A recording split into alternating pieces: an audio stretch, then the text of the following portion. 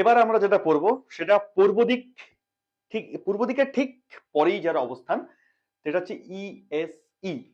এই যে ইএসই যে দিকটি আমরা পাচ্ছি এখানে, এই দিকটিও বায়ুতত্ত্বের মধ্যেই পড়ে, আর এর ডিগ্রিগত মান হচ্ছে 112.5 ডিগ্রি, এবং এটা আসছে এয়ার এলিমেন্টে অর্থাৎ বায়ুতত্ত্বে।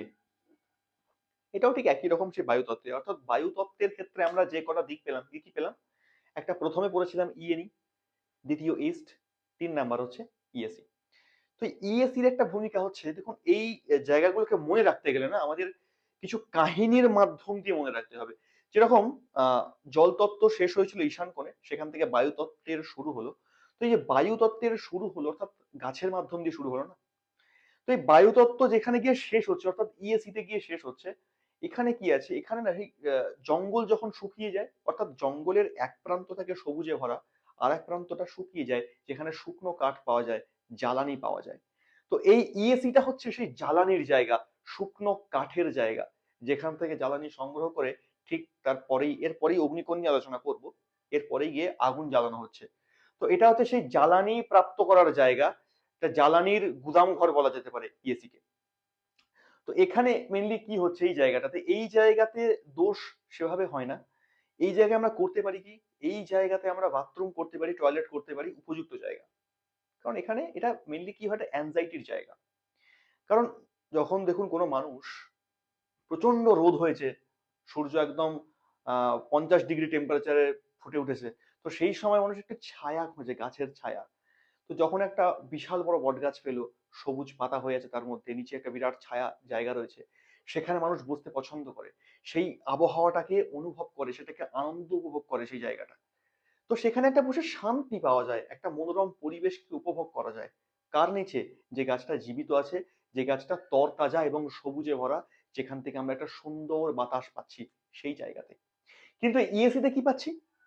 এখানে কিন্তু সেই পরিবেশটা নেই। এখানে একটা শুকনো কাঠখোট্টা পরিবেশ, যেখানে এতটুকু ছায়া নেই, সেই রোদটা, চড়া রোদটা আমাদের উপর এসে পড়ছে, ছায়া চারিদিকে খুঁজছে, কোথাও ছায়া নেই, জল পিপাসা পাচ্ছে, শরীর শুকিয়ে যাচ্ছে, এই যে একটা অ্যাংজাইটি ভাব মনের মধ্যে আসছে ধীরে ধীরে, এই জায়গাটাই, এই সিচুয়েশনটাকেই এই ইএসি ক্রিয়েট করে। তো এখানে বাই এনি চান্স কারোর বেডরুম চলে আসলো, যে এই বেডরুমে থাকবে, এক তো তার রাতের ঘুম গেল, ঘুমোতে সে পারবে না, ঘুম তার খুবই ডিস্টার্ব হবে, খুবই ডিস্টার্ব হবে, ঘুম হবে না বললেই চলে, 1 নাম্বার। দ্বিতীয়ত বিভিন্ন প্রকার স্বপ্ন আসতে পারে, বিভিন্ন প্রকারের খারাপ ভালো মিশে আসতে পারে, যেটা অ্যাংজাইটির কারণও বটে। এবং তার সঙ্গে সঙ্গে মনে হবে যেন খাওয়া দাওয়া তো মোটামুটি ঠিকঠাকই করে, অসুবিধা কিছু নেই, তবুও দিন দিন যেন শুকিয়ে যাচ্ছে। তাকে দেখেই মনে হবে যেন এ কি খাওয়া দাওয়া করে না, এ কি ঠিকঠাক করে রেস্ট নেয় না, ঠিকঠাক করে ঘুমায় না, একে এরকম কেন হয়ে যাচ্ছে দিন দিন। এক্স্যাক্টলি তাই, এই জায়গাটা তাকে ঘুমোতে দেয় না। যতই খাওয়া দাওয়া করুক না কেন, জায়গাটা থেকে শুকিয়েই রাখে, তাকে প্রস্ফুটিত হতে দেয় না, তাকে বিকশিত হতে দেয় না। এই জায়গাটা এমনই জায়গা। কারণ অ্যাংজাইটির জায়গা, যদি মনে শান্তি না থাকে, ভালো খেয়ে ভালো করে কি লাভ? সেই শান্তির জায়গাটাই তো এটা না। এই জন্য মানসিক শান্তিকে বাস্তুর মধ্যে বিরাট বড় করে দেখা হয়, একটা মানসিক শান্তির জায়গা রয়েছে বাস্তুর মধ্যে, আমরা নেক্সট আলোচনা করব।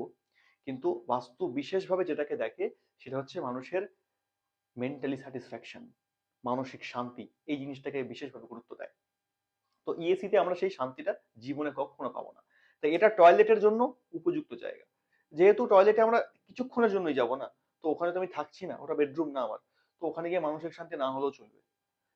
আর এমনিতে 1 ঘন্টা 2 ঘন্টার জন্য টয়লেটে মানুষ যায়, খুব কম লোকই যায়, হয়তো একটু 5 10 মিনিট 20 মিনিট এরকমও টাইম নেয় অনেকে। তো যাই হোক না কেন, তো টয়লেটে গিয়েও শান্তি খোঁজে মানুষ, কারণ এখন মানুষের এটাই হয়ে গেছে যে যাক 5 মিনিটের জন্য টয়লেটে যাই, গিয়ে কিছু তো ভাবতে পারবো, কিছু তো মাথায় থট আসবে। তো এখানে আসবে না এমনটা না, এখানেও আসবে, কিন্তু একটা জায়গার প্রভাব আমাকে, সেই জায়গাতে আমি একটা প্রবেশ করলাম, সেই জায়গার প্রভাবটা আমার উপর আসতে কম করে 1 ঘন্টা তো সময় লাগবে। তো এটা সেই জায়গা।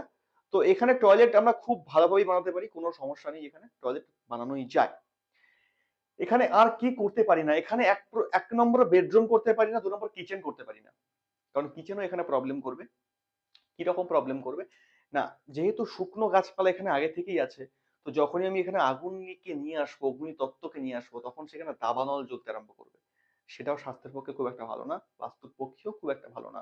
অত্যাধিক খিদে, প্রয়োজনের থেকে অত্যাধিক মানুষের যদি খিদে পেয়ে যায়, সেটাও যেমন অস্বাস্থ্যকর, ঠিক তেমনি বাস্তুর মধ্যেও যখন এই শুকনো জায়গাতে দাবানল জ্বলবে তখন সংসারের আগুন জ্বলতে আরম্ভ করবে, এটাও উচিত নয়। তো সেই জন্য আমরা ইএসির জায়গাতে কোনো মতেই কিচেন আনবো না, কিন্তু টয়লেট আনবো। আর বেডরুম তো ভুলেও এখানে আনবো না। ডাইনিং, ড্রয়িং ইত্যাদি কোনো কিছু করার দরকার নেই। এখানে আমরা কিচেনটাকে যদি একটু বাড়িয়ে দিই, সেখানে সিঙ্ক রাখতে পারি, সেখানে ওয়াশিং মেশিন রাখতে পারি, ফ্রিজ রাখতে পারি, এগুলো আমাদের এখানে চলতে পারে। আদারওয়াইজ এখানে বেডরুম, বিশেষ করে বেডরুম অ্যান্ড কিচেন আর ডাইনিং, এই তিনটে জিনিস কখনই আমরা এখানে নিয়ে যাব না। বাকি মোটামুটি চলতে পারে। এই ছিল আমাদের ইএসির টপিক। এরপরে আসছি সাউথ ইস্ট অগ্নিকোণে।